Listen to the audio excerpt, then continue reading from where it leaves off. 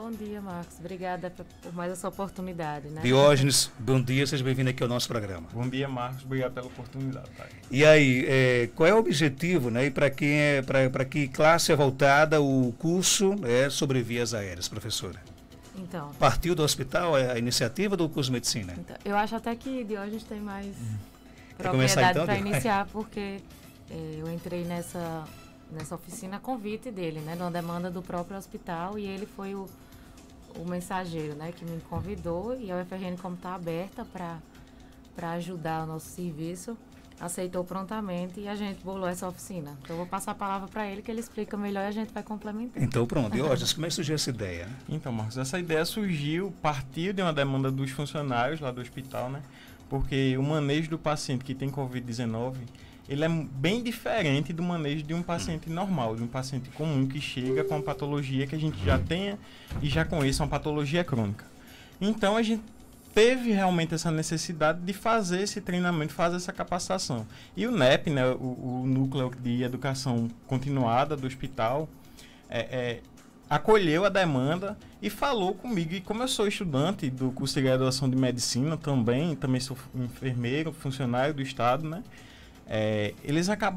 A gente acabou juntando as ideias e eu acabei associando o que tinha na universidade, porque a gente tem um laboratório maravilhoso de simulação realística, e peguei essa ideia e juntei, mesclei com a necessidade do hospital, e a gente acabou bolando toda essa oficina e está sendo maravilhoso, né? E no caso, então, a oficina, ela ensina o enfermeiro, o profissional, realmente a manejar o paciente com suspeito ou confirmado com Covid? Exatamente, né? A oficina ela é destinada às equipes que estão atuando no isolamento do Covid no hospital regional.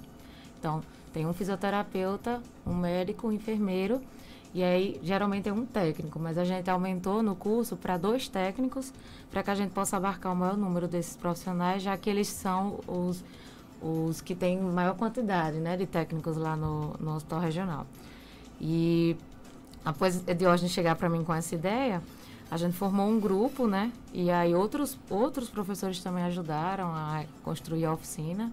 Inclusive, destacar aqui a importância do professor Belize também, que é coordenador da residência médica, que disponibilizou os residentes daqui para participar junto com a gente. Está sendo muito importante, né, porque nem sempre a gente tem um médico para formar essa equipe, e a gente precisa ter esses quatro categorias de profissionais para que o treinamento ele seja realmente efetivo, né? E isso era um conhecimento que o curso de medicina já tinha, por exemplo, ou também os próprios professores foram aprender para poder passar para os profissionais essas temáticas? Na verdade, tem muitos protocolos, né, Marcos, que são lançados pelas sociedades aí no Brasil. Então, assim, eu chamei os profissionais de cada categoria que pudessem ajudar para a gente criar uma situação, a gente cria um caso clínico, o paciente tal, chegou apresentando tais sintomas, e a partir daí a gente simula. O que é simular? É a gente criar uma situação muito próxima da realidade. A gente tem manequins, tem bonecos que tem frequência cardíaca, tem frequência respiratória. Então, a gente criou realmente como se fosse uma sala do hospital, com um ventilador mecânico, com monitor cardíaco, com tudo, para que eles possam estar o mais próximo do que eles vão encontrar na realidade. E a partir da criação desse caso, dos objetivos dessa oficina, a gente começou a rodar com os profissionais, né? A gente fez um testezinho antes, viu que estava dentro do que a gente esperava. E aí, semana passada, na quinta-feira, rodamos o cenário, a gente chama o cenário, né, esse cenário simulado, com duas equipes, e na sexta-feira rodamos com 3 equipes. E tudo isso na própria UFRN? Na própria UFRN. Escola Multicamp, né? No laboratório que a gente tem de habilidades clínicas e simulação. Você vê o quanto o curso de medicina aqui de Caicó está realmente equipado, né? Coisa boa, né? Tá, nós temos um dos maiores laboratórios de simulação da América Latina.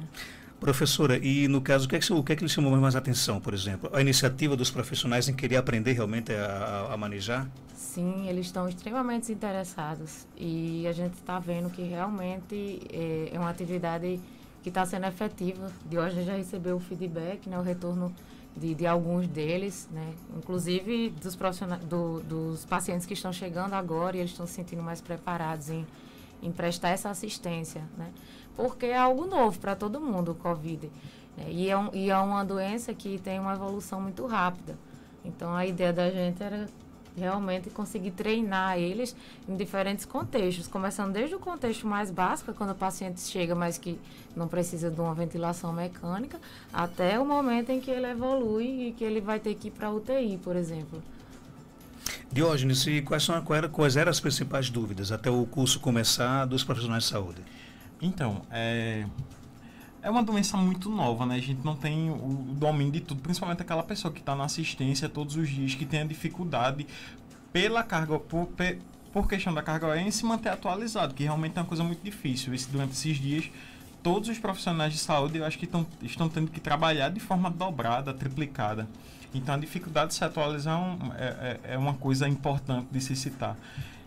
E aí a gente tem diversas dificuldades. Por exemplo, existem minúcias. A gente tem que colocar um catéter de O2, por exemplo, que é uma coisa corriqueira que a gente faz todos os dias. No entanto, a gente tem um volume certo para colocar nesse paciente, um volume de ar. A gente não pode fazer os procedimentos que a gente fazia, por exemplo, a intubação traqueal, que é um procedimento que não é simples, mas é corriqueiro. A gente não pode fazer ele da mesma forma que a gente fazia em outros pacientes. Um paciente, por exemplo, que está com um infarto agudo, um edema agudo de pulmão. A gente não pode fazer dessa mesma forma. Então, tudo isso é bem diferente. Isso traz a questão da proteção tanto do profissional, porque se o profissional adoecer, a gente não vai ter quem atenda essas pessoas doentes, quanto para o paciente, uma assistência melhorada.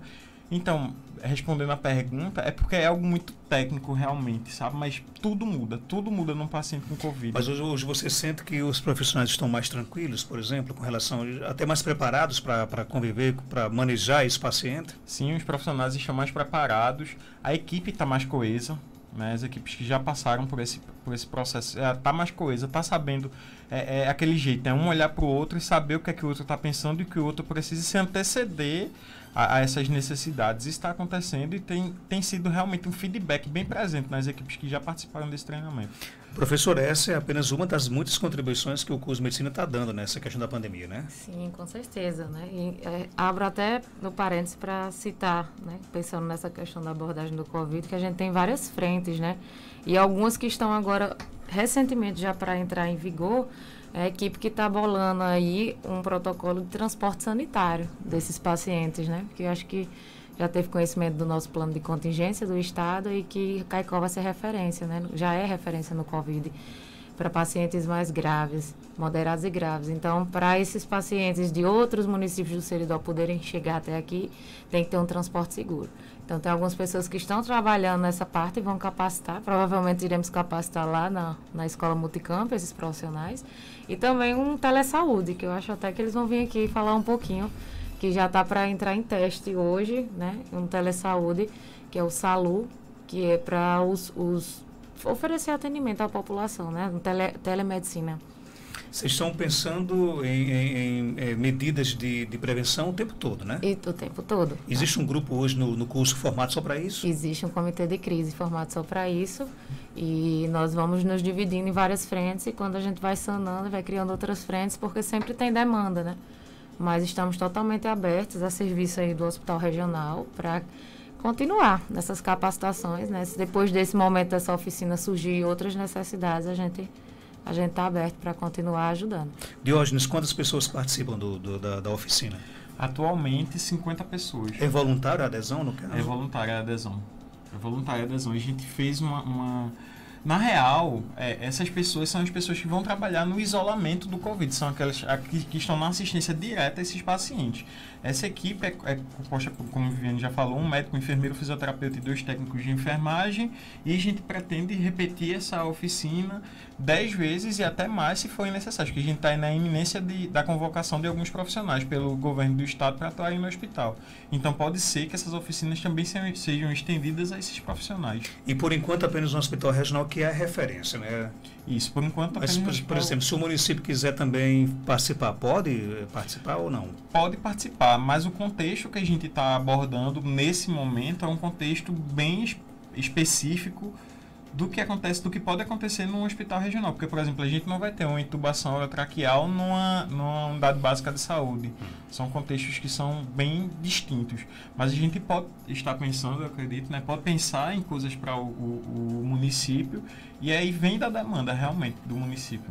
Você está atuando na linha de frente Estou atuando na linha de frente. Como é que está, digamos assim, a situação de vocês, profissionais de saúde, no hospital regional? Então, a gente está... realmente, cada plantão é um plantão extremamente desgastante, vem sendo extremamente desgastante, porque a gente tem o medo realmente de adquirir a doença, e a gente está vendo que diversos profissionais de saúde aí, mundo afora, até próximos de a gente, têm adoecido e morrido. Então, cada plantão tem sido realmente um desafio de mental, um desafio físico realmente. Mas, assim, na questão do EPI, vem sendo dado na medida do possível, porque a gente sabe que nenhum país, Marcos, do mundo estava preparado para esse momento. Então, não tem sistema de saúde que dê realmente 100% das demandas de equipamentos de proteção individual. Mas dentro de uma possibilidade, eu acredito que a gente esteja até bem vendo a situação de outros hospitais e de outros estados. Mas o apoio que a população dá, isso ajuda vocês bastante? Com certeza, com certeza. É de extrema importância. A gente vem recebendo doações quase que diariamente, e esses insumos, eles são de extrema importância. É tanto que tem procedimento que a gente só consegue fazer porque a gente recebeu um material que foi doado de determinado grupo, Então, isso é de extrema importância, esse apoio que a população tem dado. Claro que você é uma pessoa ética, mas eu só queria entender, por exemplo, como é que está o cenário hoje dentro de um hospital para quem trabalha na linha de frente. Você já falou no estresse, no cansaço físico, mas tudo isso é pequeno diante da missão que vocês têm de salvar vidas, né? Mas como é que está o cenário hoje? É estressante? Como é que é?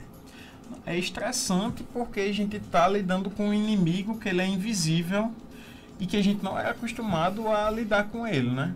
É realmente estressante nesse ponto. De insumos, de coisas, eu acredito que a gente esteja aqui em Caicó até relativamente bem, quando eu comparo a situação de outros locais. Por exemplo, eu sou pernambucano, então eu trabalhava com outras equipes lá em Pernambuco, e o que eles vêm relatando são situações realmente muito desesperadoras, e que a gente, por enquanto, não está passando aqui. Sabe? Mas pode ser que no futuro a gente venha passar, porque a gente não sabe o que está por vir. Então, para quem está na linha de frente, está recebendo realmente a demanda diária de atendimentos de pessoas de Covid-19. Na sua opinião, o isolamento social é importante? De extrema importância, de extrema importância. É a coisa mais importante que se pode fazer nesse momento. E por que eu falo isso? Eu sei que é muito difícil do ponto de vista econômico, social, psicológico. É muito difícil você se manter isolado. Você ter um comércio e não poder vender aquele seu produto deve ser algo horrível. No entanto, se a gente não fizer esse isolamento social nesse momento, o que é que pode acontecer? Muitas pessoas elas vão adoecer, isso é um fato, elas vão adoecer.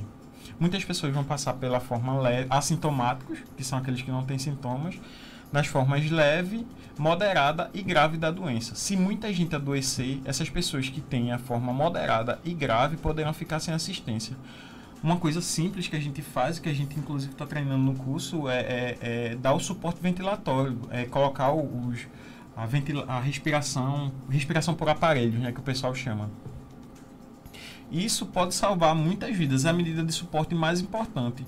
No entanto, se muita gente adoecer ao mesmo tempo, muita gente com a forma moderada a grave, se muita gente moderada a grave adoecer ao mesmo tempo, a gente não vai ter esses ventiladores disponíveis para todo mundo.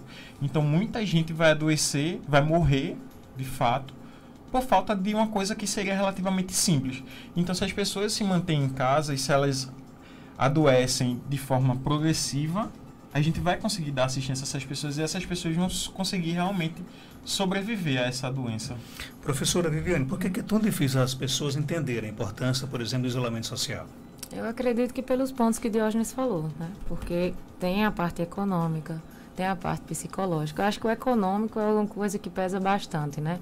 Porque você ficar em casa sabendo que está faltando dinheiro para comprar comida, está faltando dinheiro para manter, é uma coisa muito difícil.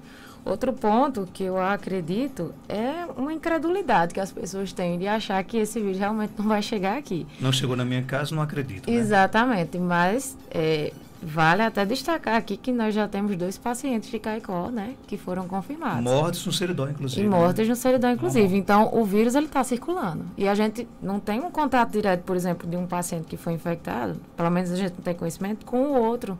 Né? Então, assim, eles não faziam parte, talvez, do mesmo ciclo. E como é que eles contraíram? O vírus está solto. Está circulando entre a população. E se não houver esse isolamento, então, ou pelo menos, assim, o isolamento que eu falo é você sair quando for realmente necessário e usar as medidas, né? As medidas de proteção. O que todo mundo já está cansado de saber. De usar máscara, de manter distância, de higienizar as mãos. Então, assim, a gente vai conseguir fazer com que não se tenha um cenário, eu acho que assustador nas próximas semanas. Falta de informação não é, né? Porque todo mundo sabe hoje como é que se protege, né? Isso. Eu comecei o programa hoje aqui com a preocupação das pessoas da zona rural aqui de Caicó. Estão reclamando de que no fim de semana está indo muita gente da cidade se aglomerar lá, fazer festa, churrasco, tomar banho de açude, né? E isso para vocês também é bastante preocupante, né? Porque se você se protege na cidade na semana, você não pode colocar em risco as pessoas da zona rural no fim de semana, né, Diógenes? Isso, com certeza. São pessoas que, ao meu ver, eles têm até certa dificuldade de chegarem ao centro, de terem essa assistência. E como a gente tem muitos casos aí no mundo, realmente, de uma doença que ela vem de uma forma súbita e que o socorro ele precisa ser rápido, essas pessoas teriam uma maior dificuldade de chegar até o serviço de saúde aqui no centro. E tem outra coisa que vale salientar, é que o pessoal tem falado muito, que só morre pessoas do grupo de risco. No entanto, no Brasil, a gente está num momento com 25% de óbitos de pessoas que não são dos grupos de risco. Ou seja, são pessoas jovens, são pessoas que praticam atividade física. Então é importante a gente dizer que essas pessoas elas também estão em risco. Na cidade que eu morava, né, eu estive morar em Caicó, na minha cidade de fato, faleceu um menino, eu acho que ele tinha uns 20 anos, ele praticava atividade física, ele não era profissional de saúde e ele veio a óbito, não tinha nenhuma comorbidade. Então é importante a gente citar que essas pessoas também estão em risco de vida. Eu não sei se vocês concordam, mas a principal lição que a gente tem é que a gente não sabe nada de Covid, né? Porque Exatamente. Iniciamos o quê? O que é que se dizia antes? Só mata idoso. Temos aqui no Seridó uma criança de um bebê de 2 anos que morreu, né? Enfim, é a prevenção, né? A gente só pode se prevenir, né, professora? Exatamente. Com relação a essa questão, por exemplo, dos próximos passos, eu até entrevistei agora porque aqui no programa o Dr. Marcos Túlio, professor também da UFRN, né? Está até mandando um abraço para vocês dois, né? Aqui no nosso WhatsApp. Ele falava já nessa questão da telemedicina, da telesaúde, né? Esse é o próximo passo do curso de medicina, implantar aqui na nossa região de Seridó. Como é que vai funcionar? Provavelmente essa semana ela já vai começar a funcionar. Eu não tenho tanto conhecimento para te dar mais informações, porque eu não fiquei nessa frente especificamente. O pessoal que está com o professor Diego Bonfada, a professora Raquel Litério, eles têm mais domínio, mas a ideia é que envolva tanto alunos de medicina quanto profissionais médicos, né? Então, as pessoas... Seria um canal por telefone? Um canal, né? E eles vão entrar em contato com esse telefone, os alunos vão ajudar a fazer essa triagem inicial desse paciente, e casos mais complicados, mais graves, o médico ele vai entrar, né? E aí a ideia é que a gente consiga expandir, né? Até ajudar o hospital também com esse tipo de atendimento. Mas a UFRN ela está envolvida em várias frentes, Marcos, né? Não só nessa parte da telemedicina, aquela ideia também de fazer a testagem aqui, ela está sendo colocada adiante. É algo complicado, porque a gente não tem um laboratório totalmente montado. Inclusive foram adquiridos 2 cabines, né? Que são os locais onde se pode manusear o material genético do vírus, e estamos aguardando. Mas, assim, é reunião toda semana com o Instituto de Medicina Tropical de Natal, com o LACEN, para tentar viabilizar isso para a nossa região. E eu acho que a gente já deu grandes passos, né?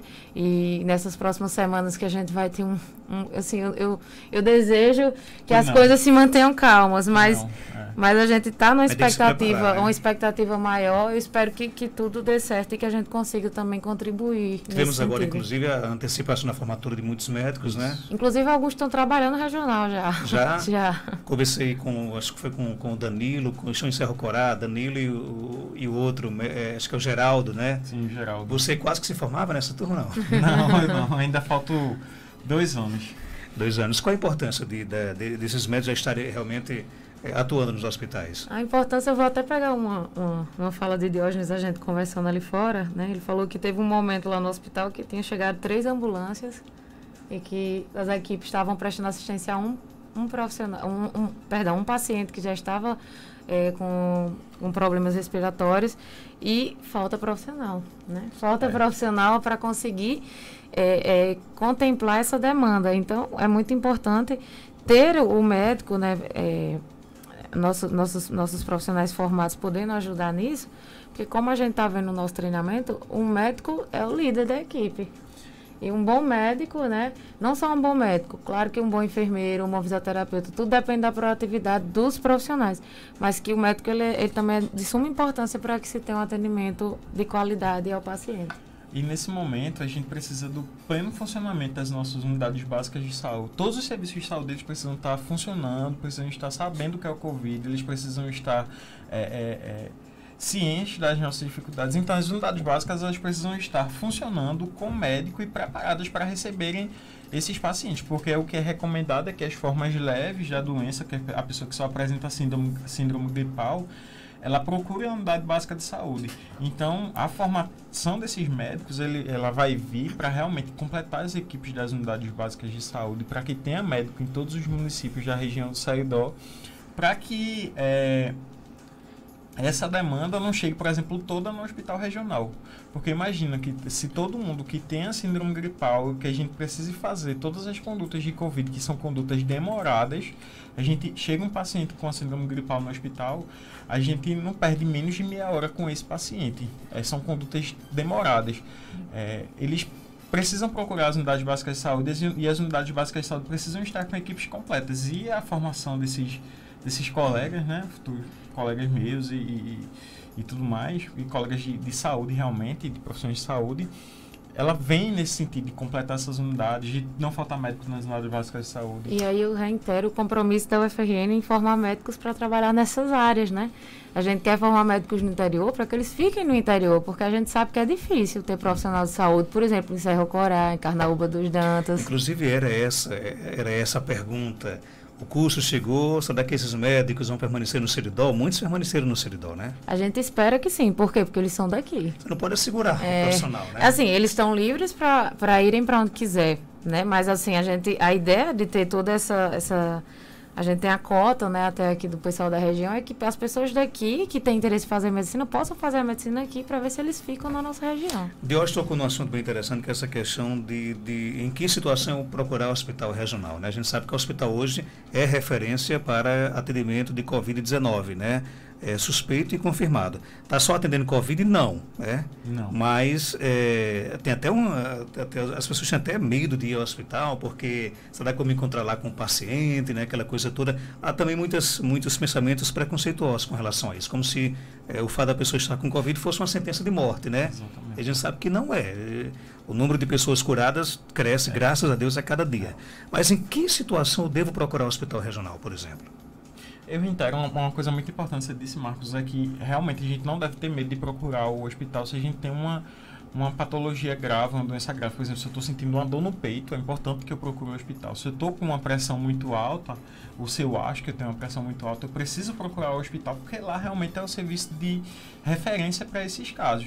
Mas, por exemplo, se eu estou com uma dor de garganta há uma semana, realmente é uma coisa que eu digo, é que pondere a sua ida ao hospital, porque realmente nesse momento o hospital é o local de maior risco para você adquirir a doença, porque tem gente lá com caso confirmado, vão ter pessoas que estão na fila de atendimento que são suspeitas de Covid, então essas pessoas realmente precisam ponderar a sua ida ao hospital, mas casos graves, reitero, eles devem ir para o hospital. A pessoa está com, sei lá, uma dor de cabeça muito forte e de início súbito, começou agora, precisa ir para o hospital. As pessoas têm que ir de fato.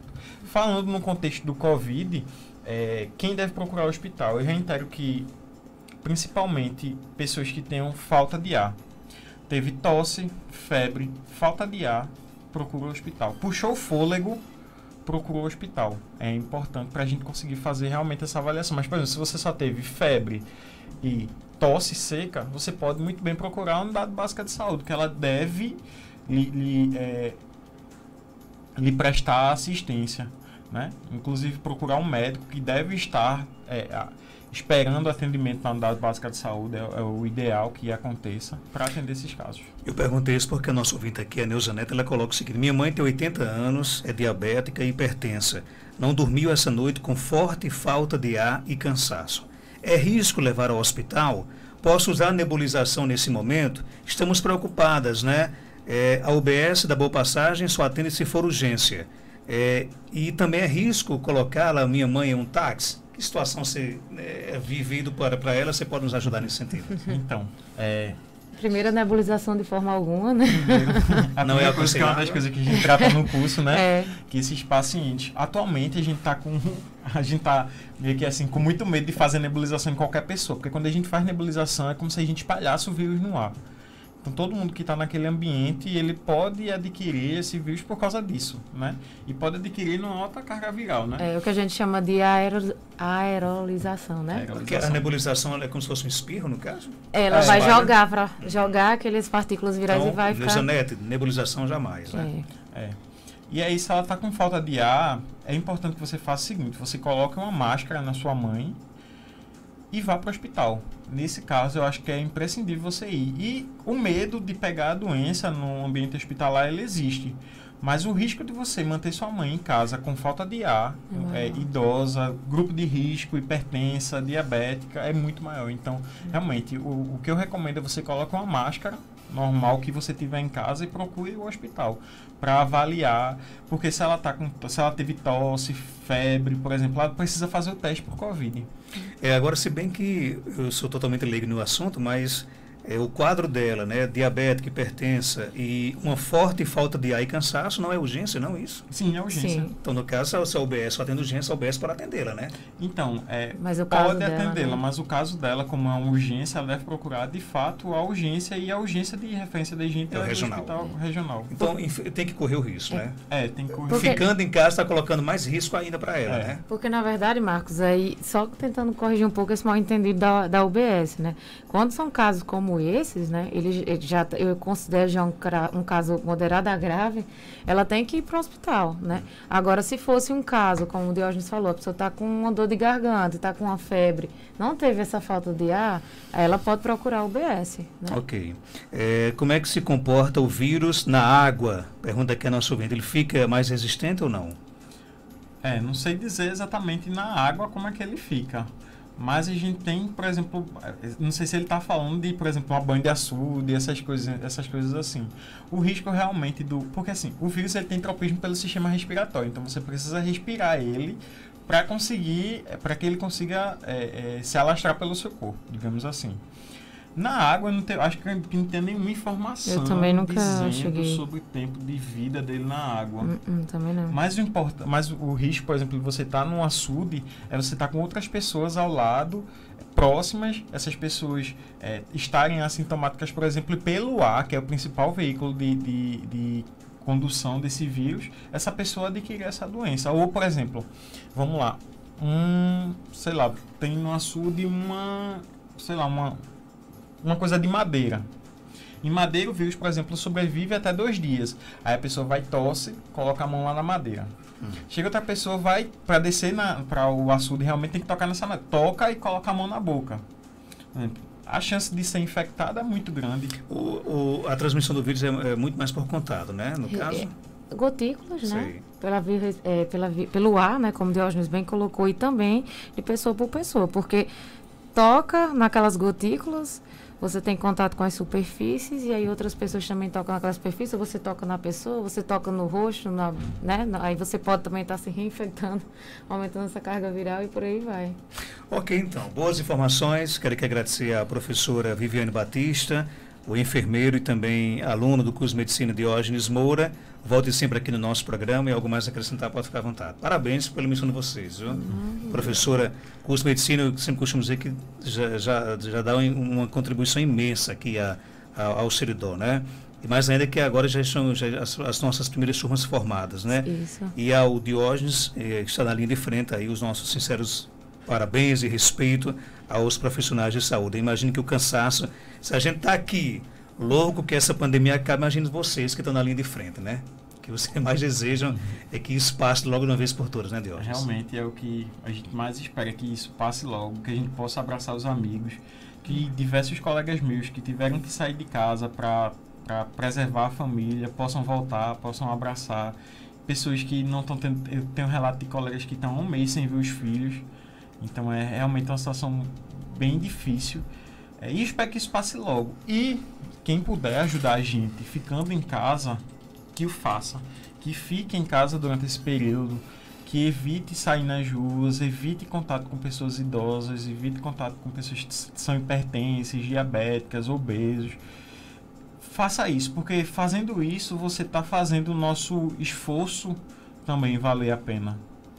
Professora, obrigado pela sua participação. Obrigada. Algo mais a acrescentar, você, pode ficar à Marcos. vontade. Não, obrigada por a oportunidade que você está dando, né, da gente vir aqui e estar sempre reforçando esse papel da UFRN, que a gente está a serviço da sociedade, está aberto, né, e espero que a população se sinta segura em saber que o possível está sendo feito. Ok,